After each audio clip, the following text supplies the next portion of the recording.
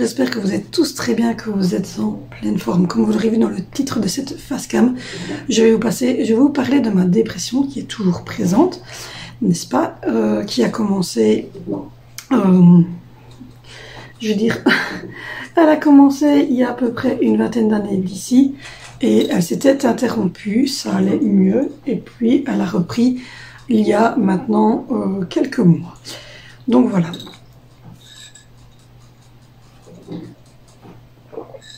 Pour parler de ça, j'ai décidé de faire une facecam vraiment en tête à tête et tout en simplicité avec le bruit de mon hamster qui est en train de boire.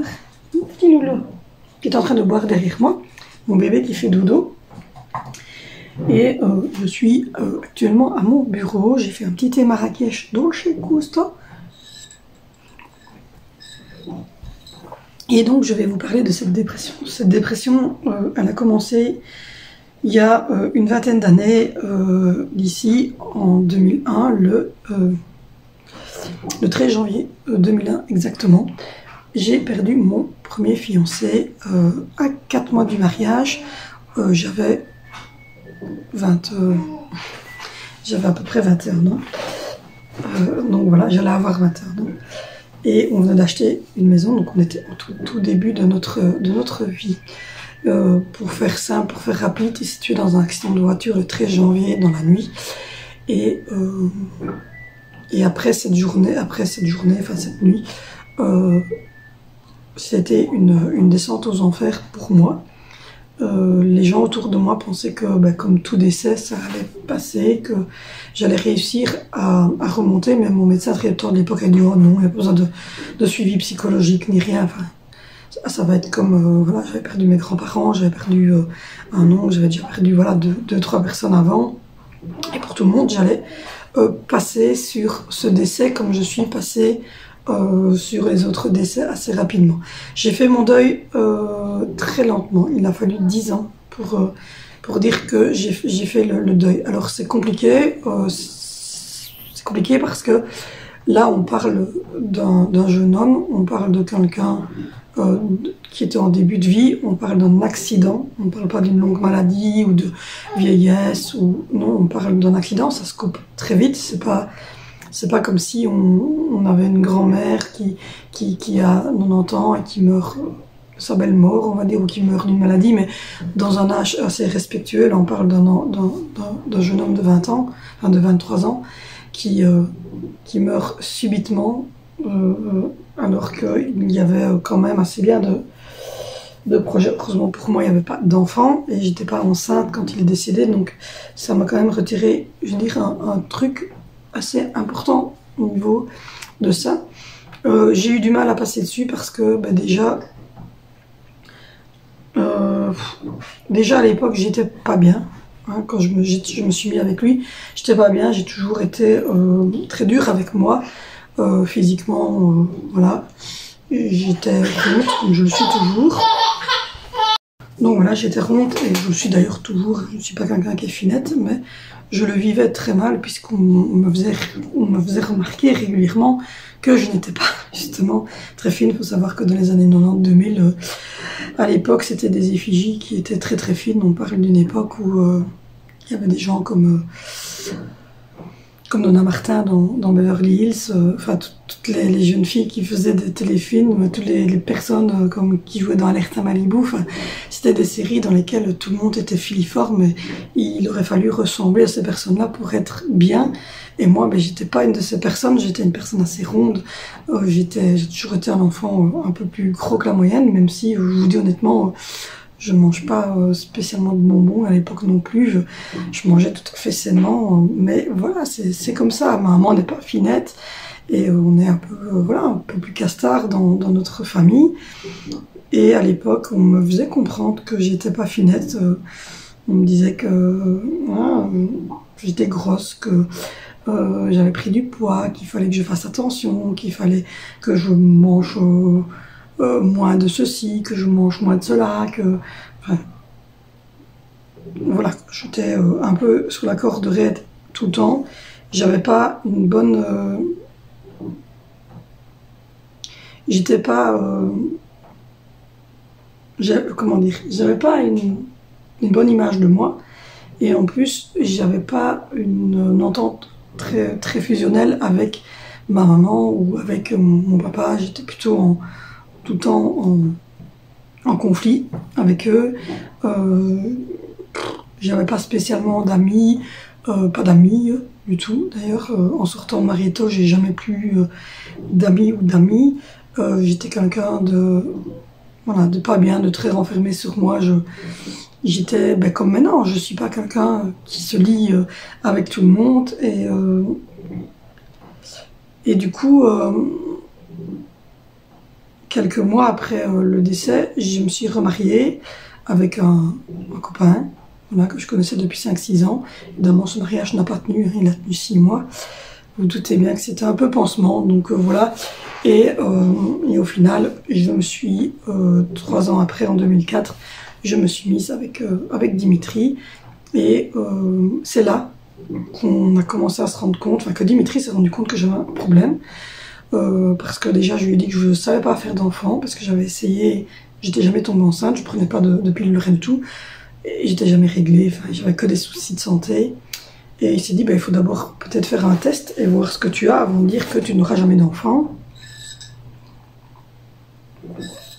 Et puis ensuite, voilà, je lui ai expliqué ce qui s'était passé, etc. Et on est allé voir donc un neuropsychiatre et j'ai été soignée en neuropsychiatrie pendant 3 ans. Et ça m'a permis d'avancer, ça m'a permis de mettre beaucoup de choses dans des petites boîtes et ça m'a surtout permis de me rendre compte que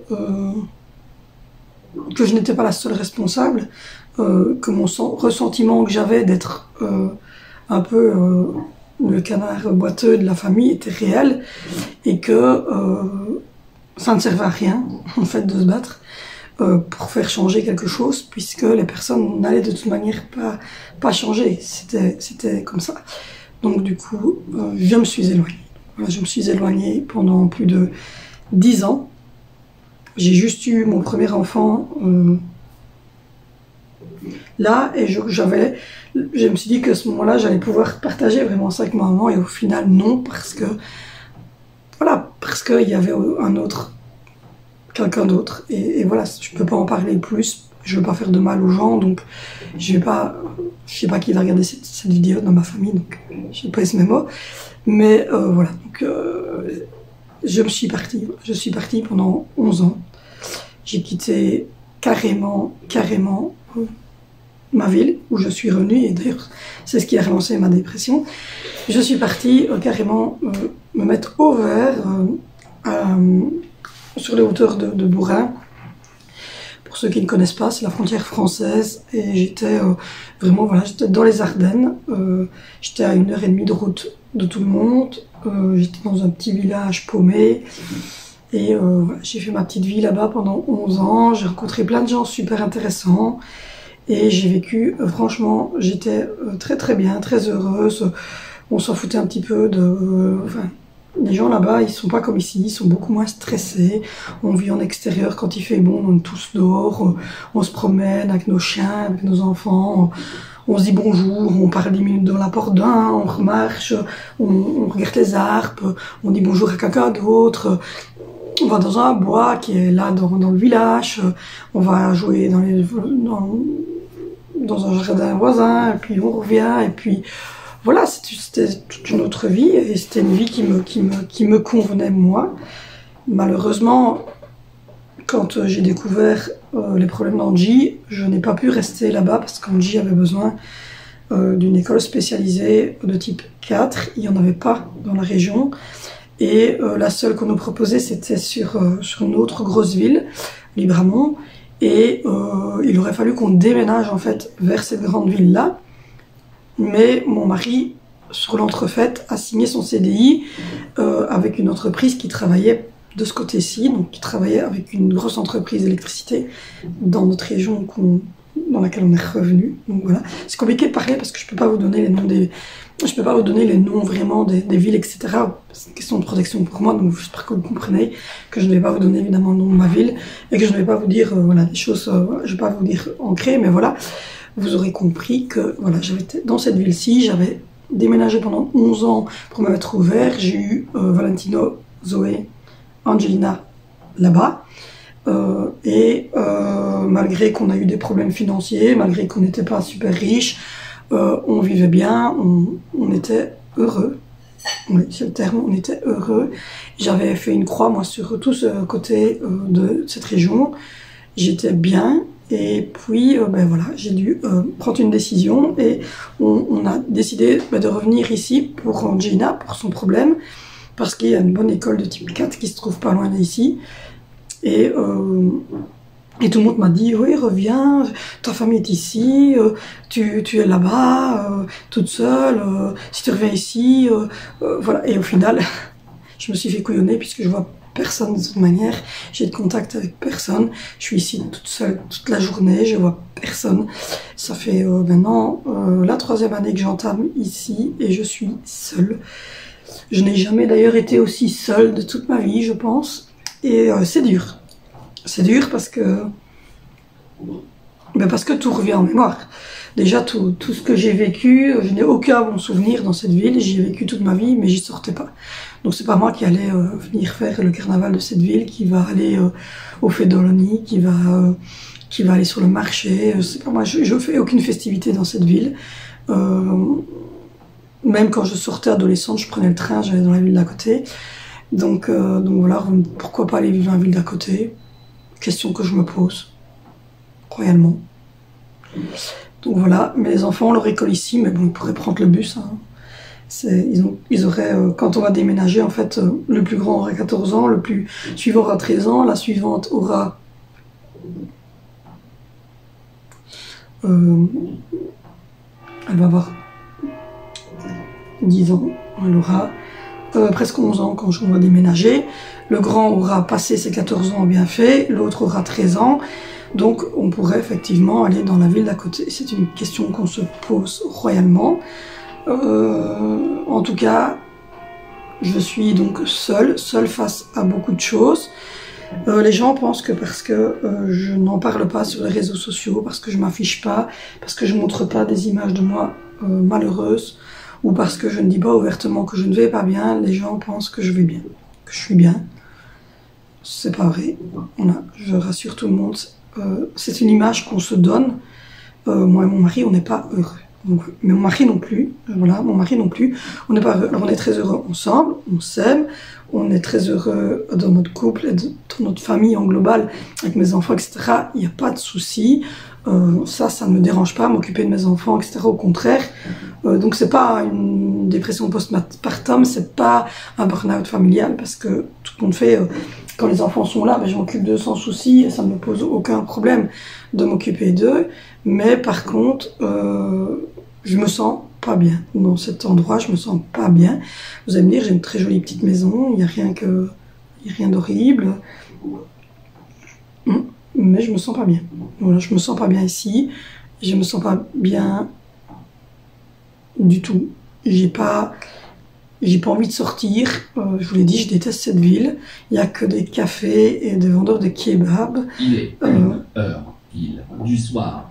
Voilà, il est 13h du soir et il me dit qu'il est 1h pile du soir alors qu'il est 13h d'après-midi. Mon PC va bien, il est comme moi, il va pas bien. Donc voilà, en fait, j'ai pas envie. Il y a beaucoup de gens qui me disent, mais pourquoi tu sors pas, que tu mets pas le petit à la poussette, parce que j'aime pas. Parce qu'il y a rien, déjà, il y a rien. Mon centre-ville, il n'y a pas de parc, il n'y a pas de petit jardin, il n'y a pas d'endroit pour mettre les enfants à jouer avec les toboggans, des boules, des machins, il n'y a pas tout ça. Il n'y a rien de tout ça, on est dans une ville de cons, je déteste cette ville, voilà. Je déteste cette ville, et je vais même pas mes courses alimentaires dans cette ville-ci, donc c'est vous dire. Et au final, voilà, je pensais que il y avait une mouche qui vient de m'attaquer, et je vous jure qu'elle est là, regardez, elle vient de décoller. Elle m'a attaqué. Donc du coup, voilà, je n'aime pas. J'ai cru qu'au bout de 11 ans, les gens avaient changé, que le centre-ville, il y avait eu beaucoup de petites choses faites, donc je me suis dit, ça peut changer, mais tout compte fait, non, du tout. Donc voilà. Et au final, je suis seule, voilà. Je suis seule, je suis pas bien. Et j'ai pas besoin de compassion, j'ai pas besoin qu'on passe chez moi boire une tasse de café parce qu'on a vu ma vidéo que c'est Dieu la pauvre malheureuse, donc je m'en fous. Hein, soyons clairs, on n'est rien à battre. Il fallait venir avant et pas maintenant, non c'est plus tard, je suis pas bien, c'est trop tard. Mais de toute manière, c'est tout, c'est un tout. Donc voilà. Du coup, on est en train beaucoup de mettre des choses en place avec mon mari pour nous reculer d'ici, mais en sachant que le travail de mon chéri est par ici. Donc c'est très compliqué et donc c'est quotidiennement on se dit ben, qu'est-ce qu'on va faire, où est-ce qu'on va aller, etc. En tout cas, ce qui est certain, c'est qu'on va redéménager. Ça, c'est une certitude. Très certainement, d'ici un an, dans l'année qui vient, on va commencer à penser à déménager. Et début 2023, on devrait trouver quelque chose d'autre et partir. On ne sait pas encore où. Ce qu'on sait, c'est qu'on veut quelque chose de plus grand et surtout avec des fenêtres, quelque chose de plus lumineux et voilà. Maintenant, je ne retrouverai jamais ce que j'ai eu dans les Ardennes, ça c'est certain, parce que les gens sont pas pareils. Mais je veux absolument me préserver et préserver mes enfants de tout ça. Et voilà. Je ne prends pas d'antidépresseurs, je n'irai pas voir de psychologue, je vous l'ai dit, j'ai été traitée. Je n'ai pas besoin d'un psychiatre, je sais ce qui ne va pas, je sais ce que je dois faire et je suis en train de le faire. Et ça fait du bien, je me sens déjà mieux maintenant. Et j'espère continuer à avancer dans ce rythme-là. J'ai décidé également, c'est de prendre du temps pour moi, de faire ce que moi j'ai envie, de la manière dont j'en ai envie, et pas et dans mon sens à moi, et de ne plus en fait me polluer avec des gens qui sont négatifs ou qui sont stressés, et qui comprennent peut-être pas ma vision de la vie. En tout cas, ce qui est sûr, c'est que on va changer, ça c'est sûr. On va se préserver, moi et mon mari. On va vivre tous les deux avec nos enfants. On va continuer à être là pour ma maman, ça c'est certain, comme elle est là pour nous et pour les enfants. Et c'est tout en fait. Voilà. On n'a pas en fait besoin qu'on vienne tout compte fait à la maison me dire oh je suis venu boire un verre de coca, une tasse de café pour dire que tu es venu une fois puis basta. Donc non. Et pour le moment on n'a aucun projet. Voilà. On ne fait pas de projet. Voilà. On ne fait pas de projet, on va voir où le vent nous emmène, on va voir où la vie nous mène, et on ne fait pas de projet, on vit avec nos enfants, on se fait plaisir, on fait plaisir aux enfants, on passe du temps tous les deux, on parle avec les enfants, ils savent que j'étais pas bien, ils savent que je suis pas bien pour l'instant. Psychologiquement, je vous rassure, je suis pas malade. J'ai juste eu le Covid il y a quelques semaines ici, mais ça n'a rien à voir. Je veux dire, voilà, je pense que si, voilà, la crise de Covid a rajouté sûrement des petites choses. Voilà, ça, j'allais en venir, mais je veux dire, je ne suis pas malade physiquement. Donc voilà, je n'ai pas une maladie grave, je n'ai pas un problème de santé, ni rien, ça c'est pas ça le problème. Je ne suis pas bien psychologiquement. Voilà, c'est ça que je voulais dire. Et c'est pour ça aussi que je me suis mis à fond dans ma chaîne, parce que c'est ce que j'aime, et que j'aime partager avec vous, et voilà, je vais essayer de le faire encore plus, et voilà, j'ai décidé de changer, voilà, je vais changer, je vais devenir la personne que moi j'ai envie d'être, et pas transformer, et voilà. Donc pour l'instant on n'a pas de projet, de vacances, on n'a pas de projet de se dire on va aller dans telle ville, dans tel village, à tel endroit. On n'a aucun projet. on n'a pas fait de projet. Pour le moment, on parle beaucoup, on vit, on avance, on verra, je pense. Alors oui, la crise de Covid n'a pas aidé, ça c'est sûr. Le fait d'être enfermé, le fait de sortir avec des masques, le fait de ne pas avoir été vacciné, donc de ne pas savoir avoir été sortir, etc. Mais de toute façon, je ne voulais pas ce Covid Safety Ticket. Je le trouvais malsain, donc je suis contente qu'il soit terminé et que maintenant chacun soit décisionnaire de ce qu'il veut faire. Donc si tu as envie de te faire vacciner, tu te fais vacciner. Il y a des autotests, si t'es pas bien, tu fais un autotest, et s'il est positif, bah évidemment tu restes chez toi, et voilà. Mais je trouve que la crise Covid n'a pas aidé à ce niveau-là. Psychologiquement, ça a été très long.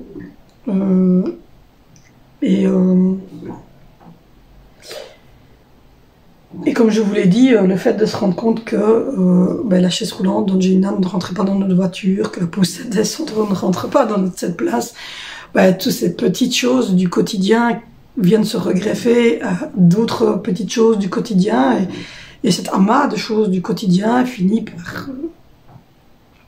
par peser très lourd dans la balance. Donc voilà. Ceci étant dit, donc on va prendre des décisions, ça voilà. On vous tiendra évidemment informé, pas de la ville ou du village ou de l'endroit où on va vivre, mais on vous montrera évidemment, voilà, si on fait des sorties avec les enfants, etc. Mais la nouvelle maison, évidemment, vous la verrez, puisque je fais des vidéos, mais je vous en parlerai quand ça sera le moment venu. Et je vous tiendrai informé, en tout cas, de l'avancement de tout ça. Et voilà. Donc j'espère quand même que cette vidéo aura pu répondre à vos problèmes aussi. Et la seule chose que je pourrais vous conseiller, c'est si vous n'avez jamais été traité pour une dépression, c'est déjà d'aller trouver un neuropsychiatre ou un psychiatre. Ne pas prendre n'importe quoi comme médicament et penser que ça va passer. Ne pas commencer à se dire on va boire un verre de vin, 2 verres de vin, 3 verres de vin. C'est comme ça qu'on tombe dans l'alcoolisme et qu'il y a d'autres problèmes qui arrivent derrière. Donc ça ne sert à rien du tout. Et d'en parler autour de vous, même si je sais que les gens en fait s'en foutent. Réellement, il y a beaucoup de gens qui s'en foutent et qui n'y croient pas ou qui pensent qu'ils sont plus mal que vous et qui viennent déverser encore un peu plus de malheur que vous n'en avez déjà vous. Et qui minimisent peut-être aussi le problème d'Angelina et qui ne comprennent peut-être pas, qui pensent que c'est une belle petite fille toute blondinette avec des yeux bleus qui sourit tout le temps et que notre vie, tout qu'on fait n'est pas si horrible que ça, qu'elle évolue, que c'est génial. Mais non, c'est pas ça, c'est pas la réalité.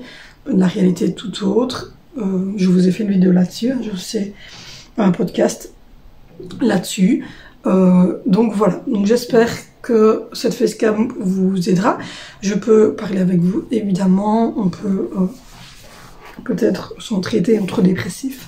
Non, mais voilà. Donc voilà, n'hésitez pas à en parler aux gens qui sont autour de vous. C'est la priorité, c'est ça. N'hésitez pas non plus à être gentil avec vous-même.